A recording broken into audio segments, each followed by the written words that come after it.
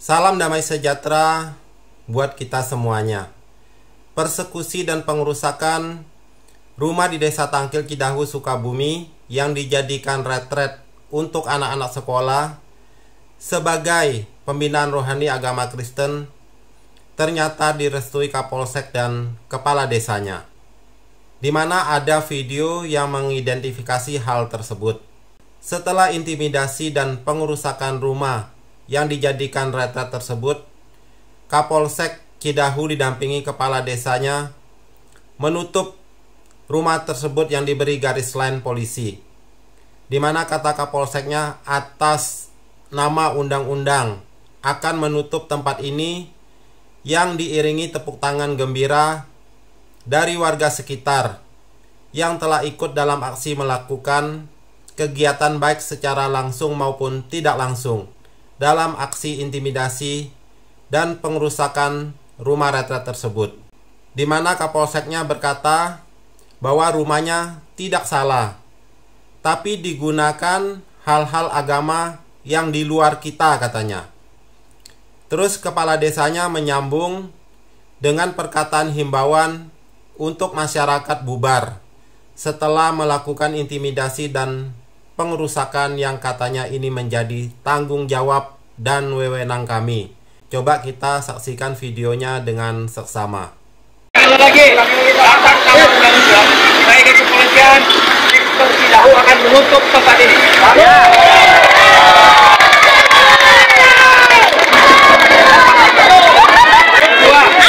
Rumahnya bersalah, kedua rumahnya kalah, tapi digunakan hal-hal agama yang di luar kita. Kedua, rumahnya bersalah,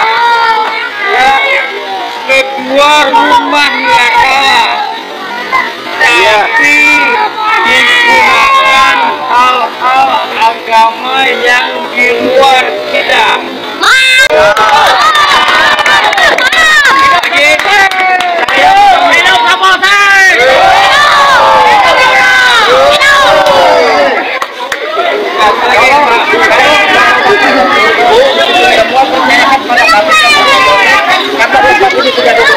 Sekarang bubar saja.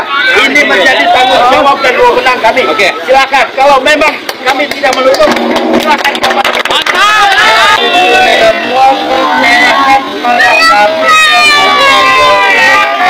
Karena rumah ini sudah ditutup, sekarang bubar saja. Ini menjadi tanggung jawab dan wewenang kami. Silakan. Kalau memang kami tidak menutup, silakan coba.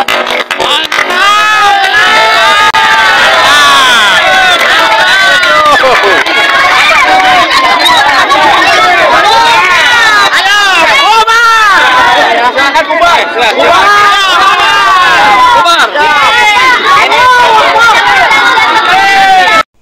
Itu ya videonya ya teman-teman. Jadi sangat miris ya perkataan Kapolseknya, bahwa rumah itu digunakan untuk hal-hal agama yang di luar kita, katanya. Jadi apakah di daerah keamanan Kapolsek itu yang bertugas tidak diperbolehkan agama lain selain dari agama yang dianut Kapolsek dan mayoritas masyarakat yang ada di sana, di mana Kapolseknya sepertinya arogan dengan mengatasnamakan undang-undang, dilarang kegiatan keagamaan lain selain agama mereka. Kalau menurut Undang-Undang Dasar 1945 Pasal 29, justru negara menjamin dengan undang-undang setiap warga Indonesia menjalankan ibadahnya sesuai dengan agama dan kepercayaannya. Secara profesi sebagai kepolisian adalah untuk mengamankan daerah di mana beliau bertugas, untuk memberi rasa aman dan nyaman bagi semua warganya, bukan hanya mayoritas saja. Bukan malah menjadi rasis dan intoleransi, seakan-akan kesannya tidak ada perlindungan kepada masyarakat yang dianggap kecil atau minoritas, dan Harus diingat, korban yang dipersekusi itu adalah anak-anak pelajar, anak-anak sekolah. Jadi di mana rasa sosial dan moral untuk mengayomi semua masyarakat? Berikut kita saksikan video yang lain yang dibuat yang menggambarkan betapa mirisnya kejadian di bangsa kita ini tentang intoleransi sesama anak bangsa. Jangan merasa pintar kalau kalian tidak tahu siapa pahlawan kita ini. Pahlawan yang melampiaskan emosi kehancuran hidupnya kepada kebahagiaan orang lain. Yang bisa tahu peran pahlawan kita ini pasti hanya orang-orang normal dan berakal. Ini adalah video yang sangat menyeramkan, di mana hal ini adalah penyebab negara kita sampai saat ini tidak bisa maju dan koruptor merajalela. Sementara Amerika, Cina, India, dan yang lainnya sudah ekspansi keluar bumi. Kita masih berkutat di masalah, mencari masalah seperti Bapak Pahlawan Zimbabwe ini. Oke. Tadi gue udah bahas sekilas soal kasus Cidahu. Tapi makin gue pikirin, ini makin gak masuk akal. Coba deh kita bedah pelan-pelan. Kayak kita lagi nonton true crime documentary. Jadi scene pertama, anak-anak SMA lagi retret. Aktivitasnya doa, gue ulang lagi ya. Biar jelas, berdoa. Bukan deklarasi negara baru, bukan latihan militer, bukan juga konser black metal. Mereka cuma berdoa di properti pribadi yang mereka sewa. Terus, scene kedua, segerombolan warga datang dengan muka penuh amarah. Seolah-olah doa dari anak-anak itu adalah serangan rudal hipersonik yang mengancam kedaulatan RT atau RW mereka. Mereka ngerusak, mereka yang gusir, mereka ngintimidasi. Keberaniannya, wow, level maksimal. Tapi kok ya aneh, keberanian itu cuma muncul saat lawannya anak-anak yang gak berdaya. Coba kalau yang retret, di situ para petinggi negara atau jenderal bintang 4 paling juga jadi panitia penyambut sambil bawa nampan isi kue basah. Munafik kan? Dan aparat, ya Tuhan, aparat kita itu kayak wasit Liga 3. Pelanggaran keras terjadi tepat di depan mata. Dia malah sibuk benerin tali sepatu sambil bilang, kita pantau dulu perkembangannya. Memantau apa Pak? Nunggu sampai ada yang tewas dulu baru jadi masalah serius? Ini bukan drama sinetron yang butuh plot twist. Ini pelanggaran hukum. Nah, dari sini kita naik level. Ini bukan lagi soal warga Cidahu atau aparat di lokasi. Ini soal sebuah sistem yang membiarkan penyakit ini tumbuh subur. Di mana peran pemerintah, halo, Bapak Bupati, Bapak Gubernur, yang terhormat Bapak Menteri Agama, ada suara? Apa headsetnya lagi rusak? Atau sibuk ngurusin logo halal?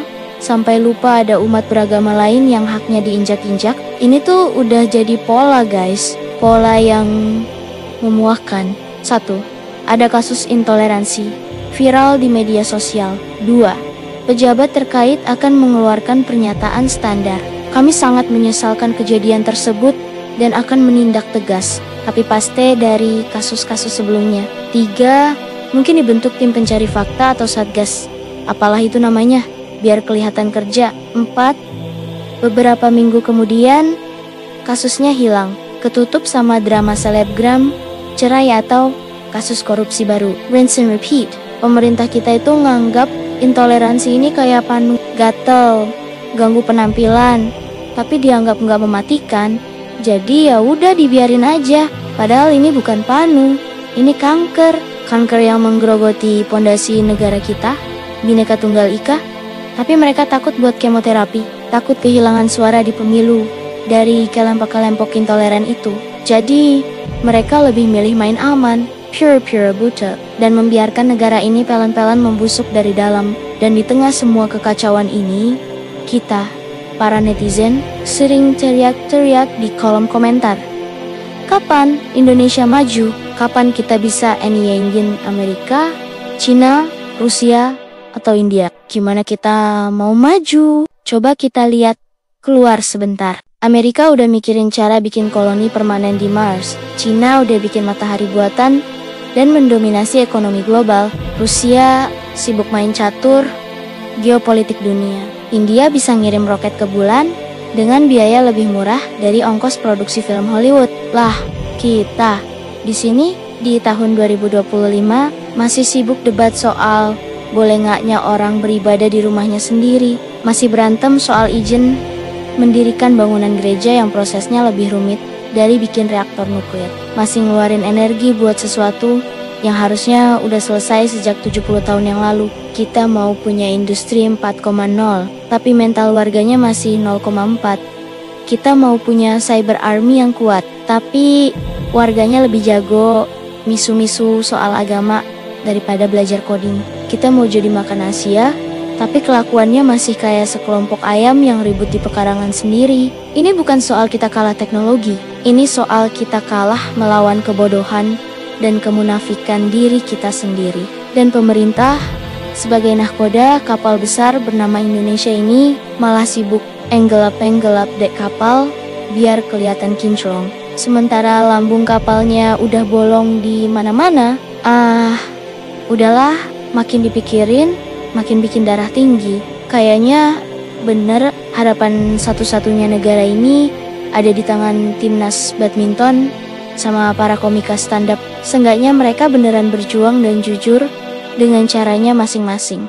Untuk mengatasi masalah intoleransi ini yang membuat kita sebagai bagian dari bangsa Indonesia ini seperti terpecah, mungkin perlu ada tindakan yang tepat dan maksimal dari pemerintah pusat diteruskan ke pemerintahan daerah dan seluruh jajaran petugas keamanan untuk menjaga toleransi ini supaya tidak terjadi intoleransi yang sangat memalukan, dan juga para pemuka agama untuk memberikan khotbah atau ceramah yang sejuk dan damai yang mencerminkan bahwa setiap kita secara individu benar-benar orang yang beragama dan bertuhan.